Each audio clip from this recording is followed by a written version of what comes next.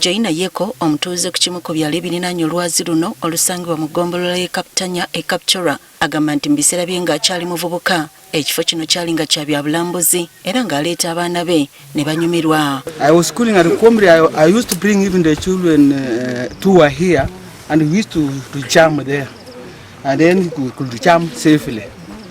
And then in my marriage I can jump there and then go and see my husband looking down there. Mu kiseera kino ennaku gy'alina ebyafaayo bigenda biggwawo olw'olwazi luno okugyamu enjatika. I'm now worried. Where am I going to take Muchukusu and I don't see any husband to turn. I don't see the Muchukusu. You are the government to see me, and how am I going to suffer with the Muchukusu? And the nature of the crack was narrow.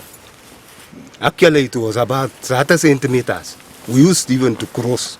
Ono ne batuuze banne okuva ku byalo okuli Sitya, Cheptial, Keibeti ne Sivesat mu ggombolola y'e Kaptanya Kapchora basobola kutebuuke ti essaawa yonna olwazi luno lwandibagwira. There is a part of this crack some time ago broke away from me and flew to that end. And eventually now it is there standing in that place. Dolinga bamanyi n'okulundira ebisolo byabwe ekitakyasoboka kati anti tebisobola kubuuka lwatika oluweza mita 3 oluli ku lwazi luno. The young people are looking after cows or goats. Their goats can just throw insect and they just leave it. Mbu luno luzze lugaziwa era mu kaseera kano ak'enkuba embeera ng'egaze. Amazzi agaali galenga mamunga matono kati geeyongedde nga mangi. Ategeeza nti n'emirimu egiri okukolebwamu munda omwo wakati wansi awo gwe nange gy'otamanyi tigiba gyeyongera nti kati lwakuba supeesi egaziye. Tom Wandera ow'obutonde Kapchora atonnyonnyodde ekiviirako enjatika ku lwazi luno. Alaba amazzi ago egayingira mu jjinja omwo waliyo ekiseera egyatuukira nga obunnyogovu bungi ne gakwata ayisi. Kati okukwata ayisi kitegeeza nti kiba kigenda kugaziwa ayisi aba azumbulukuka.